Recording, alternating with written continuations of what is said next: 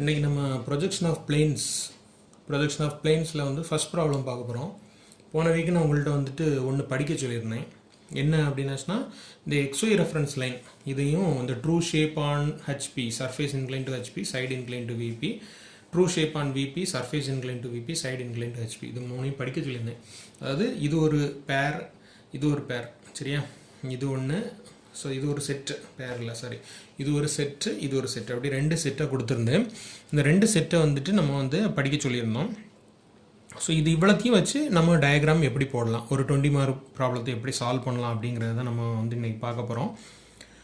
First thing என்னென்னா, நான் question எழுதி வச்சுருக்கேன், பார்த்துக்கோங்க. ஸோ ஸ்டெப் பை ஸ்டெப்பாக நான் சொல்லித்தரேன், கொஞ்சம் கேர்ஃபுல்லாக பார்த்துக்கோங்க. ஏன்னா இந்த ஃபஸ்ட்டு ப்ராப்ளம் மட்டும்தான் நான் வந்துட்டு ஆஸ் பர் டைமென்ஷன் ட்ரா பண்ணி காட்ட போகிறேன். ப்ரொஜெக்ஷன் ஆஃப் லைன்ஸ் மாதிரி எல்லா டயக்ராமும் வந்துட்டு நம்ம ட்ரா பண்ணிகிட்டு இருந்தோம்னா சிலபஸ் கம்ப்ளீட் பண்ண முடியாமல் நம்ம திணறிடக்கூடாது. அதனால் நான் என்ன செஞ்சுருக்கேன்னா, உங்களுக்கு ஸ்டெப் பை ஸ்டெப் ப்ராசஸ் வந்துட்டு நான் வந்து ஒரு ப்ராப்ளம் சொல்லி கொடுப்பேன், சரியா? அப்புறம் நீங்கள் என்ன பண்ணிக்கிங்கன்னா, உங்களுக்கு கொஞ்சம் கொஞ்சமாக நான் எப்படி ட்ரா பண்ணணும் அப்படிங்கிற ஐடியா கொடுப்பேன். நீங்கள் அதை வச்சு ஸ்பீடாக வந்துட்டு எனக்கு ட்ரா பண்ணி சென்ட் பண்ண போகிறீங்க. அது நம்மளோட எய்ம். ஸோ இதை நம்ம என்ன பண்ண போகிறோங்கிறத சொல்லிட்டேன். இப்போ நான் கொஷின் என்ன அப்படின்னு பார்த்துக்கோங்கம்மா. இந்த ஃபஸ்ட்டு ப்ராப்ளத்தை கொஞ்சம் கேர்ஃபுல்லாக பார்த்துக்கோங்க. A pentagonal lamina of side 30 mm அப்படி கொடுத்துருக்காங்க. A pentagonal lamina of side 30 mm resting on HP அப்படின்னு கொடுத்துருக்காங்க. பார்த்துக்கோங்க, side 30 mm resting on HP அப்படின்னு கொடுத்துருக்காங்க. ஓகேவா? அடுத்தது, with one of its side and is inclined, with one of its side அப்படின்னு கொடுத்துருக்காங்க. resting on HP with one of its side and is inclined அப்படின்னு கொடுத்துருக்காங்க. அப்படின்னா என்னது? side is inclined 55 degree to VP அப்படின்னு கொடுத்துருக்காங்க. நல்ல கேர்ஃபுல்லாக கொஸ்டினை ரீட் பண்ணாலே உங்களுக்கு ஆன்சர் பண்ணிடலாம். அப்புறம் its surface is inclined 30 degree to HPன்னு கொடுத்துருக்காங்க. ஸோ இந்த ப்ராப்ளம் பார்த்துக்கோங்க. A pentagonal lamina of side 30 mm, நான் அண்டர்லைன் பண்ணியிருக்கக்கூடியதெல்லாம் நம்மளோட இந்த கொஸ்டினோட கீவேர்ட்ஸ். ஸோ இதை வச்சு தான் நம்ம வந்து டயக்ராம் எங்கெங்கே வரப்போகுது அப்படிங்கிறத நம்ம பிளாட் பண்ண போகிறோம். கேர்ஃபுல்லாக பார்த்துக்கோங்க. A pentagonal lamina of side 30 mm கொடுத்துருக்காங்க. 30 mm சைடு கொடுத்துருக்காங்களா? ஸோ அந்த 30 mm அதோட பென்டகனோட சைடு வந்துட்டு 30 mm. ஓகேவா? நம்மளோட டெம்ப்ளேட், இன்ஜினியரிங் டெம்ப்ளேட்டில் 30 mm பென்டகன் இருக்குது. ஸோ இதை வச்சு நம்ம ஈஸியாக பிளாட் பண்ணிடலாம். ஓகே, ஒன்று. அப்புறம் ரெஸ்டிங் ஆன் ஹெச்பி. அப்போ ரெஸ்டிங் ஆன் ஹெச்பி நம்ம டயக்ராம் பாருங்கம்மா. இதில் ரெண்டு இடத்துல இருக்குது. ஒன்று வந்துட்டு ட்ரூ ஷேப் ஆன் ஹெச்பி, இது வந்து ட்ரூ ஷேப் ஆன் விபி, ரெண்டெண்ண கொடுத்துருக்காங்களா? ஸோ இது ரெண்டில் எது நம்ம கொஷினுக்கு வந்துட்டு என்ன ஆகுது அப்படின்னு பார்க்கணும். கொஷினுக்கு வந்துட்டு எது வந்துட்டு நமக்கு ஓகே ஆகுது அப்படிங்கிறத ஃபஸ்ட்டு பார்த்துக்கோங்க. ஸோ ரெஸ்டிங் ஆன் ஹெச்பி அப்படின்னு கொடுத்துருக்காங்க. இதில் இந்த பேர் கரெக்டாக? ஓகே. ஸோ இது இந்த சில ப்ராப்ளத்தில் இப்படி கொடுத்துருக்க மாட்டாங்க, ரெஸ்டிங் ஆன் ஹெச்பி கொடுத்துருக்க மாட்டாங்க. ஓகேவா? ஸோ அடுத்து வேறு ஏதாவது கொடுத்துருப்பாங்களான்னு பார்க்கணும். With one of its side and is inclined, அதாவது with one of its side and is inclined அப்படின்னா the side is inclined 55 degree to விபின்னு கொடுத்துருக்காங்க. ஸோ அப்போ சைடு இன்க்ளைண்ட் டு விபி அப்படின்னா எந்த பேர் என்ன இருக்கு? ஸோ இந்த இதில் தான் வருது நமக்கு. ஓகேவா? ஸோ இந்த சைடு இன்க்ளைன் டு விபி, இதில் பார்த்தீங்கன்னா சைடு இன்க்ளைன் டு ஹெச்பின்னு கொடுத்துருக்காங்க. ஸோ இது நமக்கு இல்லை. ஃபஸ்ட்டு நம்ம இதை வச்சு கன்ஃபார்ம் பண்ணிட்டோம், அடுத்து இதையும் வச்சு கன்ஃபார்ம் பண்ணிட்டோம். ஸோ மூணாவது சர்ஃபேஸ் எங்கே இன்க்ளைண்ட் ஆகிருக்குன்னு பார்த்துருவோம். It surface is incline 30 degree to ஹெச்பின்னு கொடுத்துருக்காங்க. ஸோ ஹெச்பிக்கு இன்க்ளினேஷன் கொடுத்துட்டாங்க 30 டிகிரி, அப்படி தானே? ஸோ நமக்கு இதுவும் கொடுத்துருக்காங்க, இது கொடுத்துருக்காங்க, இது கொடுத்துருக்காங்க. ஸோ இந்த மாதிரி இதில் தான் நம்ம டயக்ராம் ட்ரா பண்ண போகிறோம் அப்படின்னு வந்துட்டு நீங்கள் என்ன பண்ணிடணும், ஃபஸ்ட்டு அனலைஸ் பண்ணி முடிவு எடுத்தாச்சு. Okay, right. இப்போ நமக்கு கொஸ்டினில் நான் கிவன் டேட்டாவை எடுத்து நான் அப்படியே எழுதியிருக்கேன். நான் அந்த கீவேர்ட்ஸ் என்னெல்லாம் அண்டர்லைன் பண்ணனோ அதை எடுத்து நான் இங்கே என்ன பண்ணியிருக்கேன், கிவன் டேட்டா எழுதியிருக்கேன். ஓகே. ஸோ இந்த பாக்ஸுக்குள்ளே என்ன எழுதியிருக்கேன்னு பார்த்துக்கோங்க. நம்ம கொஸ்டினை பார்த்த உடனே, ப்ரொஜெக்ஷன் ஆஃப் பிளேன்ஸை பொறுத்த வரைக்கும் கொஸ்டினை பார்த்த உடனே ஃபஸ்ட்டு நீங்கள் என்ன லேமினா அப்படிங்கிறத பார்க்கணும். ஓகேவா? என்ன ஷேப் அப்படிங்கிறது அதான் நான் எழுதியிருக்கேன். What lamina. Okay, what lamina. அடுத்தது செகண்ட் என்ன பண்ணணும்னா, ரெஸ்டிங் ஆன் ஹெச்பியா விபியா, எது ட்ரூ ஷேப் வந்து ரெஸ்டிங் ஆன் ஹெச்பியா விபியா அப்படிங்கிறத நம்ம கண்டுபிடிக்கணும். ஸோ இதில் ட்ரூ ஷேப் ஆன் ஹெச்பி, அதாவது முதல் லைன்லேயே நமக்கு வந்து கண்டுபிடிச்சிட்டோம். சில ப்ராப்ளங்களில் வந்துட்டு உங்களுக்கு ட்விஸ்ட் பண்ணதுக்காக என்ன பண்ணியிருப்பாங்கன்னா, மூணில் ஏதாவது ஒன்று தான் கொடுத்துருப்பாங்க. புரியுதா உங்களுக்கு? இதில் சர்ஃபேஸை மட்டும் கொடுத்துருப்பாங்க, இன்க்ளைன் டு ஹெச்பின்னு கொடுத்துருப்பாங்க. அப்போ இதில் எல்லாம் என்ன கொடுத்துருப்பாங்க, resting on a plane with one of it side is incline 55 degree to XY அப்படின்னு கொடுத்துருப்பாங்க, விபின்னு கொடுக்க மாட்டாங்க. புரியுதா உங்களுக்கு? ஸோ ஏதாவது ஒன்று கொடுத்துருப்பான் சில ப்ராப்ளங்களில். அப்படி இருக்கக்கூடிய கண்டிஷனில் நம்ம இந்த மூணில் ஏதாவது ஒன்றை வச்சு கண்டுபிடிக்கணும். அதுதான் நான் இங்கே எடுத்திருக்கேன். Resting on HP or VP, இது ட்ரூ ஷேப் வந்துட்டு ஹெச்பியில் வருதா இல்லை விபியில் வருதாங்கிறத கன்ஃபார்ம் பண்ணணும். Next resting with it side or corner அப்படின்னு நான் பாருங்கள், ரெஸ்டிங் வித் இட் சைடு கொடுத்துருக்காங்களாமா, ரெஸ்டிங் வித் இட் சைடு அப்படின்னு கொடுத்துருக்காங்களா. ஸோ சைடில் இன்க்ளைன், சைடில் வந்துட்டு ரெஸ்ட் ஆகுதா இல்லை கார்னரில் ரெஸ்ட் ஆகுதா அப்படின்னு வந்துட்டு நம்ம பார்க்கணும். ஓகே, ஸோ அதை தான் நம்ம இங்கே எடுத்திருக்கோம், resting with it side or corner. So இந்த ப்ராப்ளத்தை பொறுத்த வரைக்கும் ரெஸ்டிங் வித் இட் சைடு. ஓகேவா, சரி.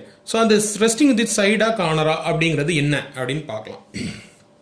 ஸோ நம்ம வந்து டயக்ராமுக்குள்ளாடி போகிறோம்.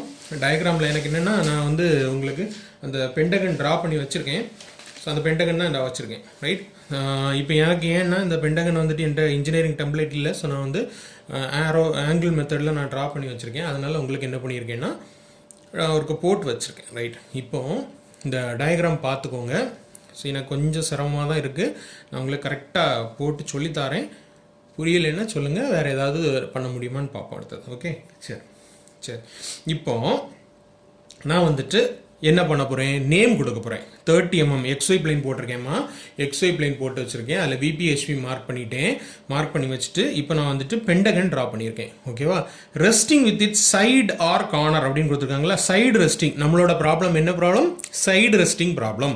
ஸோ நான் என்ன பண்ணியிருக்கேன், சைடு வச்சு ரெஸ்ட் பண்ணியிருக்கேன். புரியுதாம்மா, சைடு வச்சு ரெஸ்ட் பண்ணியிருக்கேன். இதுவே கார்னர் வச்சு ரெஸ்ட் பண்ணணும்னு சொன்னாங்கன்னா இது அப்படியே உல்ட்டாவாக வரும். புரியுதா உங்களுக்கு, இந்த கார்னர் வந்துட்டு இந்த பக்கம் வந்துடணும். தெரியுதா, என்னோட ஃபிங்கர் பார்த்துக்கோ. இது வந்துட்டு என்னது, நமக்கு கார்னர், சரியா, இது சைடு, ரைட். இதை அப்படியே ஒருவேளை resting with its corner on ஹெச்பின்னு கொடுத்துருந்தாங்கன்னா அந்த ஃபிங்கர் அப்படியே பார்த்துக்கோங்க, இப்படி மாறுது. அப்போ கார்னர் இந்த பக்கம் வந்துடும், இங்கே சைடு வந்துடும். புரியுதாம்மா உங்களுக்கு? சரி, நான் உங்களுக்கு சொல்லித்தரேன், அதுவும் ஒரு கூட. சரி, இப்போ நான் என்ன பண்ணுறேன், இதுக்கு இப்போ நேம் கொடுக்கணும். சரியாமா, இதுக்கு நான் நேம் கொடுக்கணும். நேம் கொடுக்கும்போது பாருங்கள், நான் starting from lower left corner அப்படின்னு நான் இங்கேருந்து ஸ்டார்ட் பண்ணுவேன். புக்கில் சில நேரங்களில் வந்துட்டு இங்கேருந்து ஸ்டார்ட் பண்ணியிருப்பாங்க. ஸோ அதுக்கு இதுக்கு என்ன டிஃப்ரென்ஸுங்கிறதையும் நான் சொல்லித்தரேன். இப்போது நான் இங்கேருந்து ஸ்டார்ட் பண்ணியிருக்கேன். இது எனக்கு ஏ, இது பி, இது சி, இது டி, இது இ. ஓகேவாம்மா. ஸோ இது வந்துட்டு நான் வந்து எப்படி எழுதியிருக்கேன்னு பார்த்துக்கோங்க. நீங்கள் வந்துட்டு அவசர அவசரமாக போட்ட மாதிரி நிறைய பேர் போடுவீங்க, கொஞ்சம் பிடிச்சு நிதானமாக எழுதுங்க, ரைட்டா. சரி, XY ரெஃபரன்ஸ் லைனுக்கு கீழே எதுலேயுமே என்ன வரக்கூடாதுமா பார்த்துக்கோங்க, டேஷ் வரக்கூடாது. XY ரெஃபரன்ஸ் லைனுக்கு மேலே தான் எல்லாமே டேஷ் இருக்கணும், மறந்துடாதீங்க. ஓகேவா, சரி. நான் இப்போ வந்துட்டு என்ன பண்ணிட்டேன், ABCDE 5 சைடு வந்துட்டு மார்க் பண்ணியிருக்கேன். ஓகே, சரி. இப்போ இதை என்ன பண்ண போகிறோம்னா ப்ரொஜெக்ட் பண்ண போகிறோம்.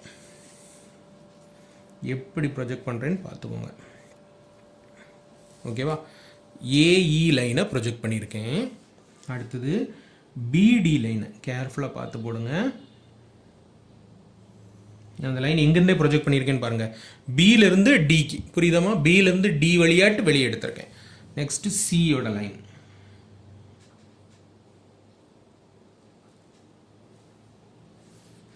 ஓகேவா, சரி.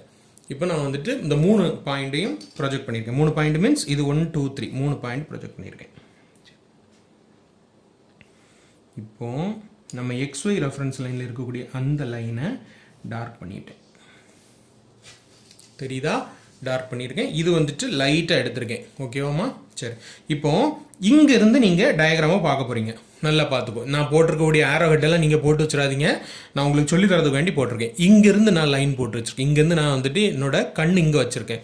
இங்கேருந்து பார்க்கும்போது எனக்கு ஏ தெரியும், இ தெரியாது. கரெக்டு தானே, ஏ தெரியும், இ தெரியாது, ரைட்.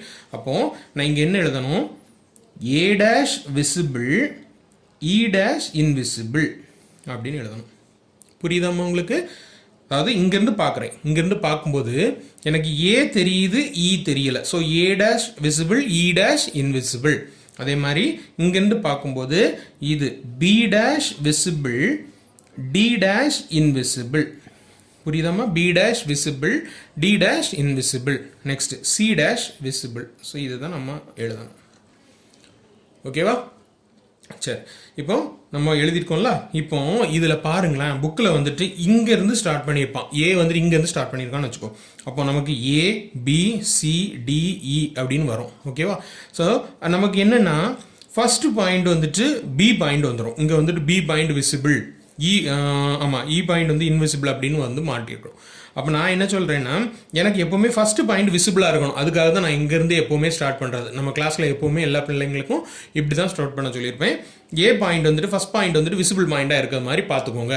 லாஸ்ட் பாயிண்ட் வந்துட்டு இன்விசிபிள் பாயிண்டாக இருந்துச்சுன்னா நமக்கு ஈஸியாக மார்க் பண்ணுறது ஈஸியாக இருக்குது. இப்போ பாருங்கள், ஏபிசி விசிபிளா, ரிட்டன் வரும்போது டிஇ இன்விசிபிள் பாயிண்ட் மார்க் பண்ணிட்டோமோ அழகாட்டு. அதுக்கு தான் ஏவிசி 3 பாயிண்ட் விசிபிள், ரிட்டன் வரும்போது டிஇ இன்விசிபிள். கரெக்டாக மார்க் பண்ணிட்டோமா? சரி, ஸோ இப்போ இது ஒரு செட் முடிஞ்சு. ஓகேவா? சரி, அடுத்தது என்ன பண்ண போகிறோம்னா சர்ஃபேஸ் இன்க்ளினேஷன் பார்க்கணும். சர்ஃபேஸ் எவ்வளோ இன்க்ளைன் கொடுத்துருக்காங்க? சர்ஃபேஸ் இஸ் இன்க்ளைன்ட் 30 டிகிரி அப்படின்னு கொடுத்துருக்காங்களா? Surface incline 30 degree to HP அப்படின்னு கொடுத்துருக்காங்களா? 30 டிகிரி டு ஹெச்பி. சரி, இப்போ என்ன பண்ணுறோம்? சர்ஃபேஸ் இன்க்ளைன் பண்ண போகிறோம். சர்ஃபேஸ் இன்க்ளைன் பண்ணும்போது என்ன பண்ணணும்? ஃபஸ்ட்டு இதில் ஒரு சின்னதாக ஒரு பாயிண்ட் வச்சுக்கோ. இந்த பாயிண்ட்டு உங்கள் கண்ணுக்கு மட்டும் தெரியணும். நீங்கள் நோட்டு எனக்கு பிக்சர் எடுத்து அனுப்பும்போது எனக்கு தெரியக்கூடாது. சரியா?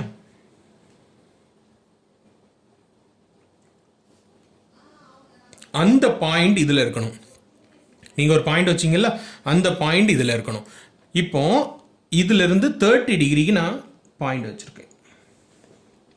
From 0 to 30 degree. சரியாமா? ஃப்ரம் 0 to 30 டிகிரி பார்த்துக்கோங்க. ஓகே, சரி, இப்போ அதில் ஒரு லைட் லைன் போட போகிறோம். ஒரு லைட் லைன். சரியா? ஒரு லைட் லைன். நான் கேர்ஃபுல்லாக பார்த்துக்கோங்க. ஒரு ப்ராப்ளம் நீட்டாக சொல்லித்தரேன், புரியலன்னா சொல்லுங்கள். சரி, இப்போ என்ன பண்ணுறோம்? இதை காப்பி பேஸ்ட். புரியுதா உங்களுக்கு?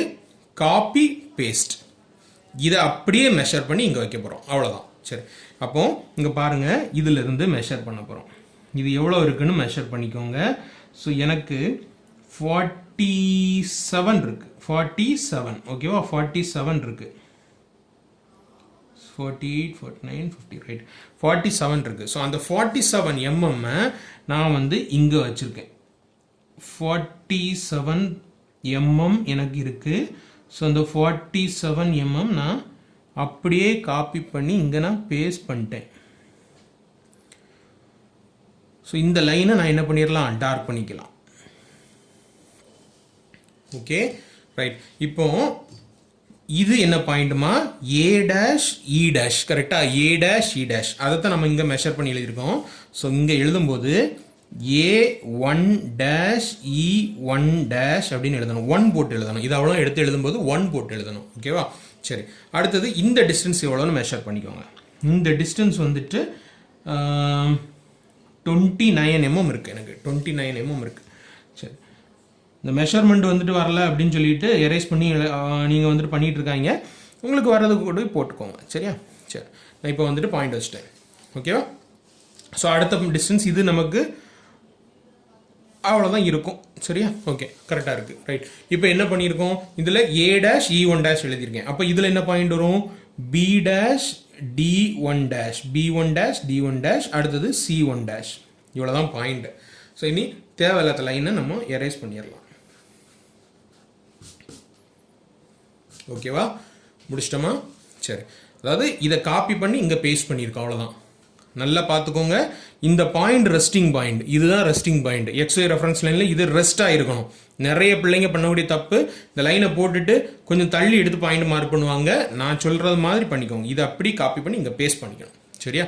சரி, இப்போ என்ன பண்ணிட்டோம்? இந்த டயக்ராம் போட்டாச்சு. போட்டோமா? இதை எடுத்து இங்கே வச்சுருக்கோம். ஓகேவா? ஃபஸ்ட்டு இதிலேருந்து இது போட்டிருக்கோம். நெக்ஸ்ட் இதிலேருந்து இங்கே மாற்றிருக்கோம். இங்கேருந்து அடுத்த கீழே கொண்டு வர அப்புறம் கீழே எப்படி கொண்டு வரணும்னு பார்த்துக்கோங்க. சரி, இப்போ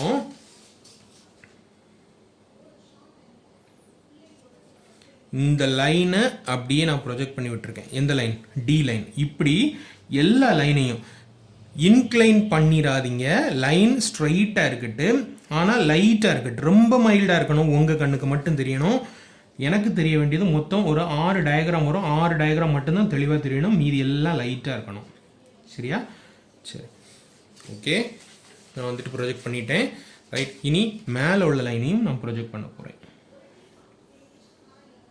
மேலே உள்ள லைன் ப்ரொஜெக்ட் பண்ணியிருக்கேன்.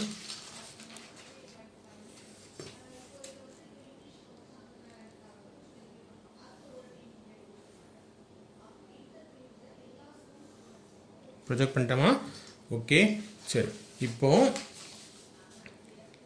இன்டர்செக்டிங் பாயிண்ட் அப்படின்னு சொல்லக்கூடிய அந்த பாயிண்டை மார்க் பண்ண போகிறோம். இன்டர்செக்டிங் பாயிண்ட் அப்படிங்கிறது இந்த ஈயும் மேலே உள்ள ஈயும் மீட் பண்ணக்கூடிய இந்த பாயிண்ட், இதுதான் E1. சரியாமா? E1. அதே மாதிரி இங்கே உள்ள ஏயும் மேலே உள்ள ஏயும் மீட் பண்ணக்கூடிய இந்த பாயிண்ட் A1 அப்படின்னு சொல்லக்கூடியது. ஓகேவா? அதே மாதிரி இனி ஒவ்வொரு பாயிண்டும் இங்குள்ள பியும் எங்கே மீட்டிங்னு பாருங்கள். ஸோ இது B1.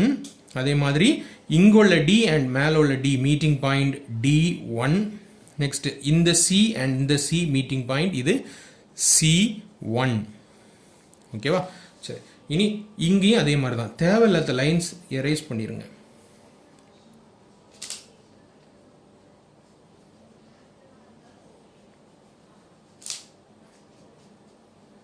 ரைட்? ஸோ இவ்வளோ பாயிண்ட்ஸ் மார்க் பண்ணிட்டேன். இனி நான் என்ன பண்ணுறேன்னு பாருங்கள்.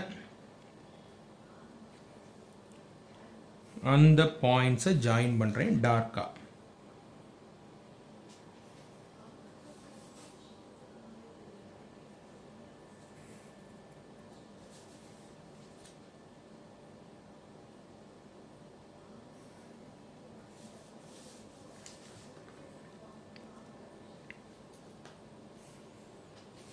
ஓகே, அது இதை விட சின்ன சைஸாக வரும், இதை விட கொஞ்சம் சின்னதாக வரும். ரைட்? இப்போ என்ன பண்ணியிருக்கோன்னு பார்த்துக்கோங்க. இதிலிருந்து இதுமா, சரியா? இதிலிருந்து இதிலிருந்து இங்கே இருந்துட்டு இங்கே. ஓகேவா? இது ஆக்சுவலாக இந்த டயக்ராம் எப்படி போடணும்னா இங்குள்ள இன்டர்செக்டிங் பாயிண்ட்ஸ் அண்ட் இங்குள்ள பாயிண்ட்ஸ், சரி, இங்குள்ள பாயிண்ட்ஸ் அண்ட் இங்குள்ள பாயிண்ட்ஸ் இன்டர்செக்ட் ஆகக்கூடிய இடத்துல இது வரும். சரியா? பார்த்துக்கோங்க. ஸோ இந்த டயக்ராம் முடிஞ்சு. இனி அடுத்த ஒரு 2 டயக்ராம். அடுத்தது என்னென்னா, இது என்ன முடிச்சிருக்கோம்? சர்ஃபேஸ் இன்க்ளினேஷன் முடிச்சிருக்கோம். அடுத்து என்ன கொடுத்துருக்காங்கன்னா, சைடு எங்கே இன்க்ளைன் பண்ணியிருக்கோம்? Side is incline 55 degree to VP அப்படின்னு கொடுத்துருக்காங்களா? ஸோ சைடு இன்க்ளைன் பண்ண போகிறோம். ஓகே, ஸோ இங்கே அடுத்த சர்ஃபேஸ், இங்கே சைடு. புரியுதா உங்களுக்கு? இங்கே சொல்லி தந்தனா ட்ரூ ஷேப் போட்டிருக்கோமா? ட்ரூ ஷேப் போட்டோமா? அதுலேருந்து இந்த டயக்ராம் வரைஞ்சிருக்கோம். ஓகேவா? அடுத்தது சர்ஃபேஸ் இங்கே மேலே இன்க்ளைண்ட் ஆயிருக்கா? Surface incline to HP. அப்போ நான் மேலே சர்ஃபேஸ் இன்க்ளைன் பண்ணனா, மேலே இன்க்ளைன் பண்ணியாச்சு. எனக்கு இங்கே ஒரு டயக்ராம் கிடச்சிட்டு. நெக்ஸ்ட்டு சைடு எங்கே இன்க்ளைன் பண்ணியிருக்கு? கீழே விபிக்கு இன்க்ளைன் பண்ண சொல்லியிருக்காங்க. 55 டிகிரி விபிக்கு இன்க்ளைன் பண்ணணும். ஸோ எங்கே இன்க்ளைன் பண்ணணும்? கீழே இன்க்ளைன் பண்ண போகிறோம். அப்போது இங்கேயும் சேம் ப்ரொசீஜர். பாயிண்ட்டை லைட்டாக வச்சுக்கோங்க. ஏன்னா லைட்டாக வச்சுட்டு அந்த பாயிண்டில் இந்த இடம் இருக்கணும். சரியா? இந்த இடம் இருக்கணும். இனி 55 டிகிரின்னு சொல்லியிருக்காங்க. ஸோ 55 டிகிரிக்கு நான் பாயிண்ட் வச்சுட்டேன். ஃப்ரம் 0 என்ன 55 டிகிரிக்கு நான் பாயிண்ட் வச்சுட்டு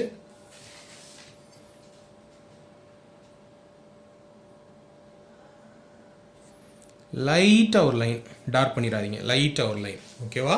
போட்டாச்சு 55 டிகிரி. பார்த்துக்கோங்க. இதிலிருந்து இந்த டயக்ராம். இப்போ இந்த டயக்ராம்லேருந்து இங்கே கொண்டு போகணும். இந்த டயக்ராம் இங்கே கொண்டு போகிறோம்.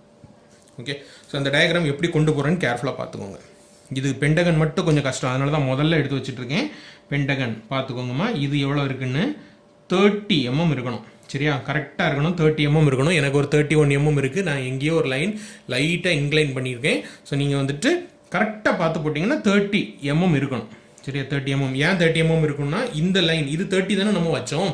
ஸோ இது அப்படியே கொண்டு போகும்போது நமக்கு இங்கே எவ்வளோ வரணும்? 30 வரணும். புரியுதா? ஓகே, ஸோ இதில் வந்து இது 30னா அது இதே 30 mm இருக்கணும். ரைட்டா? ஆனால் இந்த டைமென்ஷன்லாம் வந்துட்டு இங்கே வந்துட்டு வேரி ஆகிருக்கும். ஓகே, சரி. இப்போ நான் 30 mmக்கு ஃபஸ்ட்டு இதில் ஒரு லைன் வச்சுருவேன்.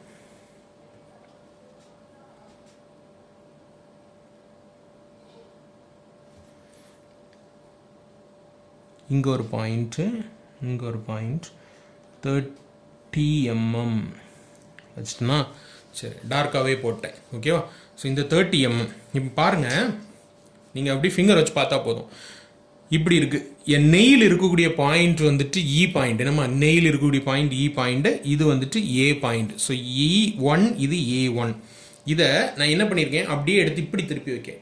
அப்போது இந்த நெயில் இருக்கக்கூடிய பாயிண்ட் வந்துட்டு இ அப்படி தானே. ஸோ இந்த நெயில் பாயிண்ட் இப்படி திருப்பி வைக்கும்போது எங்கே போயாச்சு, கீழே போயிட்டு. அப்போது இது நமக்கு என்ன பாயிண்ட் அப்படின்னாச்சுன்னா E2, இது A2. கேர்ஃபுல்லாக பார்த்துக்கோங்க சரியா. சரி, இனி ப்ரொட்ராக்டர் எடுத்து பார்க்கணும். கொஞ்சம் கேர்ஃபுல்லாக பார்த்தா அழகாக போட்டுடலாம். ப்ரொட்ராக்டர் எடுத்து பார்த்தா இது நமக்கு எவ்வளோ ஆங்கிள் இருக்குன்னு பார்க்கணும். 0லேருந்து எந்த லைன் நான் இருக்கலாம், இடி அப்படின்னு ஒரு லைன் இருக்கலாமா, இந்த இடி லைன் வந்துட்டு ப்ரொட்ராக்டர் வச்சு பாருங்கள் எவ்வளோ ஆங்கிள் இருக்குன்னு பார்க்கணும். ஓகேவா, கரெக்டாக வச்சு பாருங்கள். வச்சு பார்த்தீங்கன்னா அது உங்களுக்கு கரெக்டாக பார்க்குற தெரியலன்னு பார்த்துக்கோ. இப்போ எனக்குமே தெரியல எவ்வளோ ஆங்கிள் இருக்குங்கிறத கண்டுபிடிக்க முடியல. அப்போ நான் என்ன பண்ணணும், ஸ்கேல் யூஸ் பண்ண போகிறேன். பாருங்கள், ஈஸியாக பார்த்துடலாம் எவ்வளோ ஆங்கிள் இருக்குங்கிறது ஈஸியாக பார்த்துடலாம். ஸோ எனக்கு 67 டிகிரிஸில் இருக்குது, 67 டிகிரிஸில் இருக்குது ரைட். அப்போ அதே 67 டிகிரி எந்த பாயிண்டில், ஈல 67 டிகிரிஸ் இருக்குது. அப்போது இங்கே நான் ஈல தூக்கி வச்சுட்டு 0லேருந்து ஆரம்பித்து 67 டிகிரிஸில் நான் பாயிண்ட் வச்சுருக்கேன். ஓகேவா, 67 டிகிரிஸில் நான் பாயிண்ட் வச்சுருக்கேன். ஓகே, வச்சுட்டு அந்த லைனை லைட்டாக போட்டு விட்டுறலாம். ஓகேவா, 67 டிகிரிஸ்னு நான் லைன் போட்டாச்சு. ஓகே, அடுத்தது ஏக்குள்ள லைன் எவ்வளோ ஆங்கிள் இருக்குன்னு பார்ப்போம். ஏக்குள்ள லைன் வந்து அதுவும் கண்டுபிடிக்க முடியல, கஷ்டமாக இருக்குது. ஸோ நம்ம என்ன பண்ணியிருக்கோம், ஸ்கேலை யூஸ் பண்ணியிருக்கோம். 78 டிகிரிஸில் இருக்குது, 78 டிகிரிஸில் இருக்குது. ஓகேவா, சரி. அப்போ நான் இங்கே ஏல வச்சுட்டேன். வச்சுட்டு ஏல வச்சுட்டு 78 டிகிரிஸ்,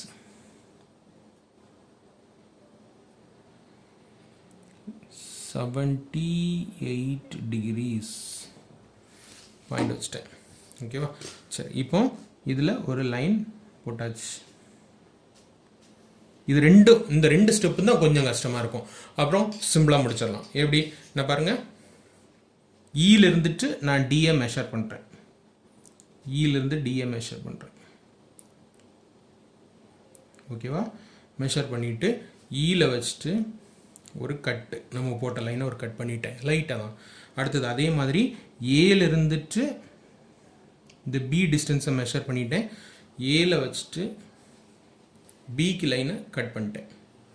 ஓகேவா, சரி. அதே மாதிரி இனி பியிலிருந்து சியை மெஷர் பண்ணி இங்கே இருந்துட்டு ஒரு சின்ன ஆர்க்கு, அதே மாதிரி டியிலிருந்து சியை மெஷர் பண்ணியாச்சுன்னா